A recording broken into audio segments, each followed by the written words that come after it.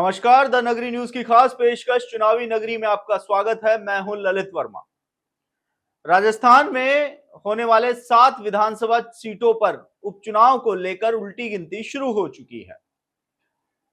सातों सीटों पर अगर देखा जाए तो सीधी टक्कर भाजपा और कांग्रेस की नजर आ रही है, लेकिन कुछ हद तक निर्दलीय और तीसरा मोर्चा भी कहीं ना कहीं दोनों ही प्रमुख पार्टियों को टक्कर देता हुआ नजर आ रहा है। चुनावी नगरी की इस खास पेशकश में शुरुआत करेंगे उस सीट से जो सीट गुरु चेले या फिर यूं कहें कि एक परिवार की बापोती बन चुकी सीट की यहां हम बात करेंगे। जी हां, समझ तो आप गए ही होंगे कि हम बात कर रहे हैं खींवसर सीट की। खींवसर सीट से विधानसभा चुनाव में हनुमान बेनीवाल ने जीत दर्ज की थी और उसके बाद गठबंधन के सहारे वह लोकसभा में पहुंचे। अब यह सीट खाली हो चुकी है।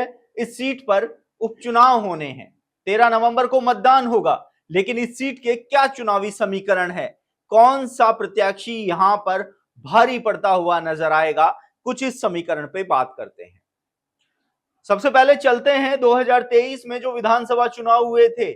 इसमें हनुमान बेनीवाल ने जीत हासिल की थी, लेकिन यह जीत इतनी बड़ी नहीं थी कि वह हनुमान बेनीवाल को खींवसर में दबदबे को बनाए रखती। रेवतराम डांगा, जो हनुमान बेनीवाल के चेले के रूप में जाने जाते हैं, लंबे समय तक आरएलपी में एक कार्यकर्ता के रूप में काम करने के बाद विधानसभा चुनाव से ठीक पहले रेवतराम डांगा ने अपने तेवर दिखाए, विद्रोह के स्वर बुलंद किए और जा पहुंचे भाजपा की गोदी में। भाजपा ने उनको टिकट दिया और गुरु और चेले के बीच में कड़ी टक्कर देखने को मिली। हालांकि रेवतराम डांगा बहुत कम मार्जिन से महज 2059 वोटों के अंतर से हारे, लेकिन कहीं ना कहीं खींवसर की जनता ने बता दिया था कि खींवसर की जनता किसी एक परिवार को वोट नहीं देगी। क्योंकि इससे पहले के चुनावों की अगर बात की जाए 2018 के चुनावों की, तो 2018 के चुनावों में भी पहले हनुमान बेनीवाल ने विधायक का चुनाव लड़ा, जीत हासिल की और 2019 में भाजपा से गठबंधन करते हुए वह लोकसभा में जाकर बैठ गए और वहां से अपने भाई को चुनाव लड़वाया और उनको विधायक बनाया। तो वही 2018 में और 19 में जो तस्वीर नजर आई थी, वही तस्वीर 2023 और 24 में नजर आई। हनुमान बेनीवाल ने फिर से सांसद का चुनाव लड़ा, लोकसभा में पहुंचे और टिकट अब अपनी पत्नी कनिका बेनीवाल को दे दी। ऐसे में गठबंधन नहीं होने के चलते हनुमान बेनीवाल की मुश्किलें थोड़ी बढ़ती हुई नजर आ सकती है। हनुमान बेनीवाल ने पहले चेतावनी दी थी कि यदि गठबंधन नहीं होता है तो वह सभी सातों सीटों पर अपना प्रत्याशी उतारेंगे। ये कहीं ना कहीं कांग्रेस को डराने की एक साजिश नजर आई थी, लेकिन कांग्रेस के पीसीसी चीफ गोविंद सिंह डोटासरा ने साफ कर दिया था कि कांग्रेस बिना गठबंधन के ही सातों सीटों पर चुनाव लड़ेगी। हालांकि हनुमान बेनीवाल की धमकी काम नहीं आई। कांग्रेस ने सातों सीटों पर अपना प्रत्याशी उतारा और हनुमान बेनीवाल, जिनको ये लग रहा था कि कनिका बेनीवाल के सामने कांग्रेस अपना प्रत्याशी नहीं उतारेगी, लेकिन उनकी गलतफहमी भी कांग्रेस ने दूर की और रतन चौधरी को अपना प्रत्याशी बनाया।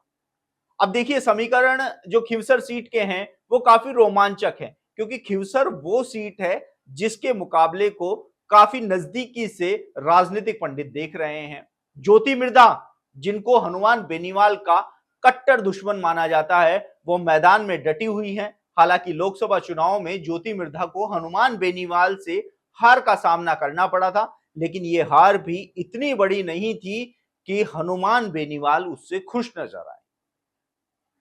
ऐसे में अब रतन चौधरी, हनुमान बेनीवाल और रेवतराम डांगा, मुकाबला इन तीनों के बीच में देखा जा रहा है। कनिका बेनीवाल हनुमान बेनीवाल के एक मोहरे के रूप में नजर आ रही है।